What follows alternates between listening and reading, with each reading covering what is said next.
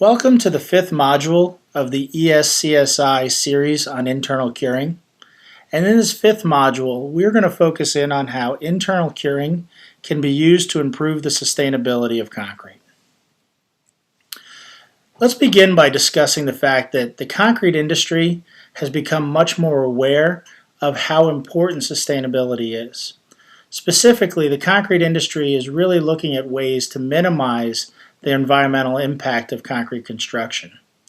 As a part of this, in this module, we are going to discuss ways that internal curing can be used to produce more sustainable concrete designs. Specifically, we're going to focus in on two approaches. The first is to understand how the service life of concrete can be improved by using internal curing. Specifically, we'll focus on how internal curing can reduce the potential for corrosion in reinforced concrete systems. Second, we'll understand how internal curing can be used with supplemental materials to reduce the amount of cement or clinker inside of our concrete, thereby reducing the carbon footprint. As we've mentioned, the concrete construction industry is becoming actively aware of the need to develop more sustainable concrete solutions. And internal curing provides one method that can be used with a three-pronged approach to making concrete more sustainable. Specifically, we're going to focus in on improving the service life while reducing the clinker and the cement content in the overall system. Let's begin our discussion with the improved service life of concrete. Now, as we've seen in the earlier modules, internal curing has the potential to provide additional water that will hydrate more of the cement and hydrate more of the supplementary cementitious materials that are in our system. By hydrating more of those materials, we have the potential to reduce porosity and reduce the connectedness of the interfacial transition zones. And this is very beneficial in the fact that it can reduce the transport properties of concrete. When we discuss transport properties, we're really discussing how the concrete absorbs water or absorbs solutions that contain chloride ions or other ionic species, or how these ionic species diffuse through the concrete and get toward the reinforcing bar. So internal curing, by hydrating more of the cement, reducing the porosity and reducing the connectedness of the interfacial transition zones, is going to reduce the speed at which the chloride ions can get to the reinforcing bar. By reducing that speed that the ions are going to move through our concrete, we can extend the time that our concrete will be in service before the corrosion starts at the bar. In addition to this, however, internal curing has the major benefit of reducing the potential for shrinkage cracks. And these are the cracks that can develop in the system and provide a short circuit for those chloride ions to get to the bar.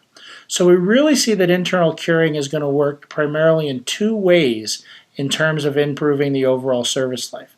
One, we're going to be able to get more out of the matrix itself because we've reduced the porosity and reduced the connectedness of the interfacial transition zones.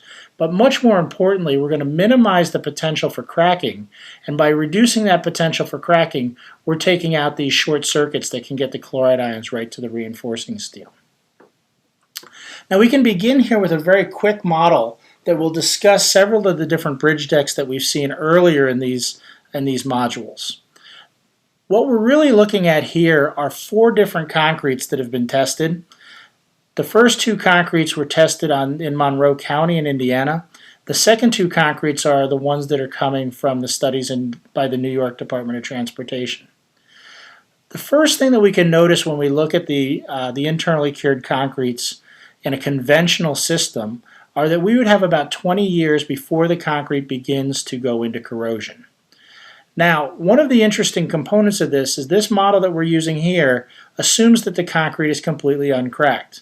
So we can see a slight benefit when we use internal curing going from maybe 18 to 22 years, but we're really not accounting for the major benefit of reducing the overall cracking in the concrete system. Those cracks would reduce the time of corrosion for the blue line to a much shorter time because the chloride ions are able to get right to the reinforcing steel. So the first thing that we can see, again, the internal curing allows us to have improved transport properties in our concrete, which will slightly extend the time to corrosion. What's more important probably in this whole discussion is that we can start to begin to use higher performance concretes which are more prone to cracking, which would take us to what we're seeing in the New York Department of Transportation mixtures, shown here as the green line, which is concrete out of a bridge deck in Lisle, New York, and the black line, which is concrete from the Tonawanda bridge decks in New York. And what we can see is by moving from a conventional concrete, which was shown in that blue line, to a higher performance concrete with a lower water to cement ratio and the addition of supplementary materials, we can start to extend the time to corrosion from 20 to, let's say, 55 to 80 or so years. And by using internal curing, we can dramatically reduce the potential for cracking, which is really the Achilles heel of these high-performance concrete mixtures. Now, a life cycle model was developed by Cusson where he incorporated the effects of both the improved diffusion coefficients of our concrete with internal curing, and he accounted for the improvements by removing reducing the potential for cracking. So Cusson's study really examined a conventional concrete, a high-performance concrete, and a high-performance internally cured concrete with an 8-inch thick bridge deck with 3 inches of cover that was exposed to a Canadian environment. Now, in this service life model, as previously described, Cusson began to discuss both the impact of the chloride ion diffusion in the system, but also the potential benefits of reducing cracking. And by reducing chloride diffusion and reducing cracking, you're able to extend the time till you see all of the degradation that's taking place with the stress generation by the bars and the damage that's taking place due to cracking caused by the corrosion in the overall system. Now, one of the main takeaways from this study can be seen in this bar chart. If we look at the comparison of conventional concrete to high-performance concretes, we can again see the same type of benefit that we saw when we compared the Monroe County bridge deck to the bridge decks from New York, where we can see that the service life would move from approximately 22 years to approximately 40 years for the going from a conventional to a high-performance concrete. However, we can see an even bigger improvement when we start to look at going to a high-performance concrete that's been internally cured. The main benefit here is that by internal curing our concrete, we're reducing those cracks and we're reducing the potential for corrosion at those cracks and really seeing a dramatic improvement in service life. Now, in addition to what we've just discussed on improving the service life by extending the time to corrosion, internal curing has the potential to reduce cement content and reduce the clinker that's being used in concrete. And by doing this, we have the potential to really reduce our carbon footprint. Now, the first question may be, where does this carbon footprint come from? And a large portion of the carbon footprint has to do with cement production. Cement production produces carbon dioxide, and this carbon dioxide is going to come from three main sources. It's going to come from the calcination in the system, which is going to be about 50% of the CO2 that's produced. It's going to come from the combustion that's occurring inside of the kiln and the fuel that's being used there, which will be about 40% of the CO2 that's produced. And then the transportation to get the cement and concrete to site. While concrete itself has a relatively low carbon emission per unit volume, we use such an enormous volume of concrete that this is really what accounts for such a high amount of CO2 when it's used in the world. So one of the things that the concrete industry has really tried to do is it's tried to figure out, are there ways that we could reduce the amount of cement or clinker that's being used in the construction of different structures? And many people have asked, can we start to use supplementary materials, for example, to replace a portion of this clinker? These supplementary materials may be fly ash, they may be slag, they may be replacing a portion of the clinker with limestone, for example. And the real question here is, can we start to do this? And if we start to try to do this, what are some of the potential limitations that we can have?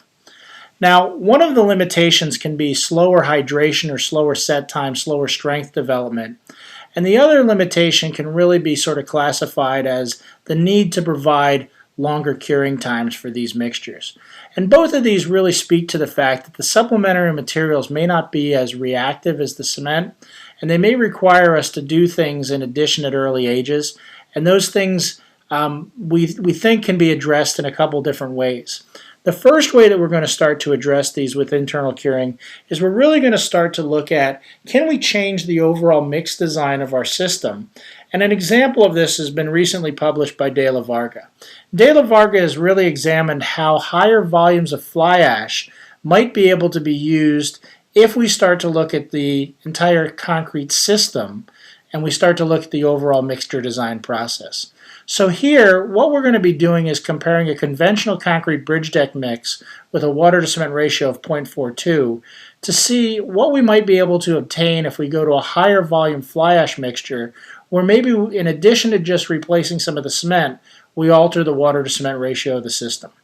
Now, I think it's important that we're going to note here, during the portion of this study, we've kept a similar amount of paste in the system, irrespective of the amount of fly ash that's being used. So the paste in the system is constant, the aggregate volume of the system is constant, and what we're really doing is replacing a portion of the cement with fly ash. By replacing that portion of the cement or clinker, we're essentially removing that portion of the CO2 that's associated with that portion of the concrete that's being constructed. Second, we're going to maintain similar workability, and this is going to be coming from adjusting our water reducers inside of the overall system. So we're going to look at a system where we're going to replace 20, 40, 60, or 80% of the cement by volume. And in addition to just replacing the cement, what we're going to do is we're going to look at altering our water to cement ratio.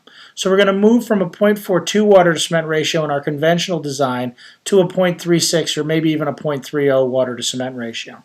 Now, in doing this, the whole idea is that we may be able to overcome some of the limitations that people have seen with slower strength development at early ages or lower overall strength development when we replace some of the cement or some of the clinker. So to really start to take a look at this, we can start to look at the early age compressive strength when we start to alter our water to cement ratio. So our 0.42 reference mixture is shown here in blue. And what we can see is that we'll go from a compressive strength of about 20 MPa at 1 day up to about 35 or 37 MPa at 7 days. And if we were to just reduce the water to cement ratio of our system, we go from a 0.42 to a 0.30, we can see ourselves shifting from that blue line up to that red line, where we're seeing a substantial improvement in strength. We might be doubling the strength at the first day. We might be going from about 35 MPa up to about 60 MPa at 7 days. So just altering the water to cement ratio does exactly what we would have expected it to do, reduces our porosity and increases our strength. However, this is where we may be able to take advantage of those improvements in strength in a way that we can actually make our concrete mixtures more sustainable. Here what we're going to do is we're going to use a lower water to cement ratio. However, we're going to replace a large portion of the cement with a supplementary material like fly ash in this particular case. So replacing 40% of the cement resulted in the green line that you can see, and replacing 60% of the cement resulted in the black line that we see on these mixtures. So one of the big takeaways that we can see is that if we replace some of the cement with fly ash and we alter our water to cement ratio at the same time, we can still get very similar early age strengths in these systems, which would be very important when it comes to early strength for formwork, early strength for using that structure at early ages. And this is obtained by not only just replacing the cement, but by also altering our water to cement ratio. In addition, by altering our water to cement ratio, we're able to greatly improve our transport properties, because as we know, as we reduce the water to cement ratio, we're going to cut down on fluid flow in those systems. However, as we've seen in our previous modules, reducing the water to cement ratio is going to increase the autogenous shrinkage, and it's going to increase the potential for cracking. So this is really where you can start to see where the benefits of internal curing are going to be in this system. By using a lower water to cement ratio, we're able to replace a larger proportion of the cement. When we replace a larger proportion of the cement with fly ash, we need to supply additional curing water, and we need to supply internal curing to these systems to reduce the potential for autogenous shrinkage and cracking. So let's see what happens when we start adding internal curing to these systems. Now, the open symbols are going to be our internally cured mixtures, and the real takeaway from this is internal curing has the ability to provide us very similar, if not slightly higher strengths than what we see in our conventional systems. So we're providing a system that now is going to provide more water to hydrate the fly ash, more water to hydrate slag, but providing an overall similar compressive strength to what we see in our conventional system. In addition, by supplying the internal curing water, we can dramatically reduce the potential for shrinkage and cracking. Another way that we can look at this is we can essentially start to look at comparing that conventional mixture that we saw with these lower water to cement ratio mixtures where a high volume of cement has been replaced with fly ash. And we can see here pretty dramatically in the graph at the center, which was taken after 28 days of curing, and the graph on the right-hand side, which was taken after 90 days of curing, that by moving from a 0.42 water to cement ratio, which is the blue line, to our 0.3 water to cement ratio, either pure cement, which is the red, or cement where 40% of the cement has been replaced by fly ash, or 60% of the cement has been replaced by fly ash, as we see with the dark line, we see a substantial reduction in fluid transport. We see in all of those cases, whether it's a straight cement system or whether 40 or 60% of the cement has been replaced, the water absorption is substantially lower than what we saw in our reference conventional bridge deck concrete mixture. This really talks to the benefits of internal curing. In addition, these internally cured mixtures had the same cracking potential that we saw in the conventional 0.42 water to cement ratio mixture. So this is really a big benefit. By using a lower water to cement ratio, we're able to overcome some of the early strength limitations. We're able to improve our transport properties, and we're able to reduce the risk of cracking in those mixtures. So in summary, what we've seen in this module is that internal curing works by increasing the hydration of the cement and supplementary materials. It's going to allow us to use our binder more efficiently, which means that this is going to be working very well when we start to talk about supplementary materials or Portland limestone cements. Internal curing is going to provide us the ability to reduce the potential for cracking, and this is going to be very important in the systems as well. We're going to be able to reduce chloride ingress in those systems because we've hydrated more of the system and we've disconnected more of the connected interfacial transition zones. The impact on sustainability really comes in two main ways. First, service life models were used to show an improvement in service life in two main ways. The first is by moving from a conventional concrete to a higher performance concrete, we're able to get a substantial improvement in the overall service life. Second, we're able to see benefit by having additional internal curing water and hydrating more of the cement and making it harder for the chlorides to get to the reinforcing bar. Finally, by reducing the cracks in the system, we can dramatically extend the time until the reinforcing bar starts to corrode. In doing this, we saw substantial improvements in the service life of our structures, which leads to a substantial impact on the sustainability. Second, when we use internal curing with supplementary materials, we're able to reduce a larger portion of the clinker or the conventional cement that's inside of our concrete.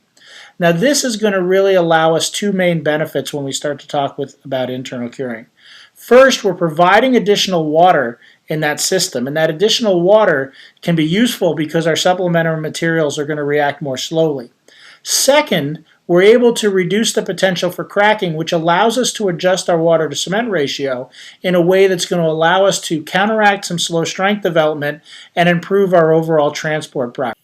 So hopefully you found this module to be useful as we talk about how internal curing can be used to improve the service life and to improve the carbon footprint of our concrete mixtures. If you'd like more information on the subject, there are several different references that are attached here, as well as different references on the ESCSI website, which is also listed. We'd like to thank you for tuning in to the 5th module in the ESCSI series on internal curing.